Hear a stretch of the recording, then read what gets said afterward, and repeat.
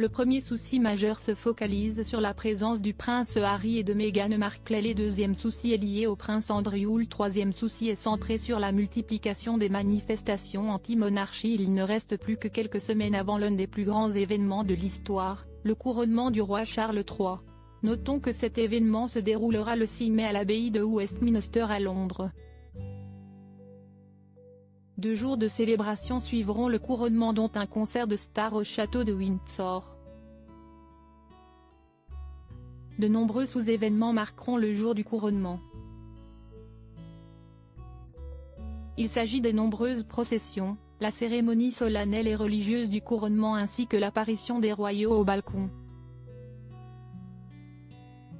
Si cette date approche à grands pas, de nombreux problèmes doivent pourtant être réglés avant ce grand week-end d'apparat. La première question se focalise sur l'éventuelle présence du prince Harry et de Meghan Markle. Rappelons que les Sussex ont beaucoup fait parler d'eux, surtout ces derniers mois.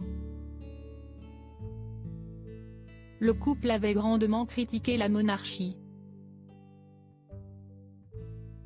D'ailleurs, le prince Harry, 38 ans, avait même accusé son père d'avoir menti lors du sommet de Sandringham en janvier 2020. Ajoutons également les nombreuses attaques de son livre Spare. L'autre problème majeur pouvant éclipser le couronnement est lié au prince Andrew.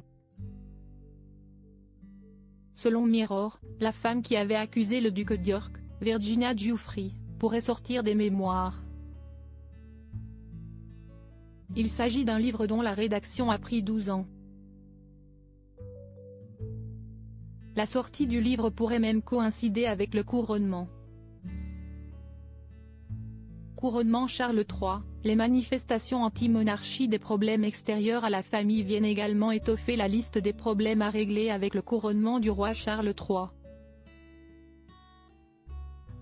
Il s'agit de la multiplication des manifestations anti-monarchie. Récemment, le groupe de campagne Republic avait tenté de transformer le palais de Buckingham en bureau de vote. En outre, le groupe qui milite pour un chef d'État élu, voudrait organiser des actions conséquentes le jour même du couronnement. Ce même groupe qualifie le couronnement comme étant un gaspillage de l'argent des contribuables.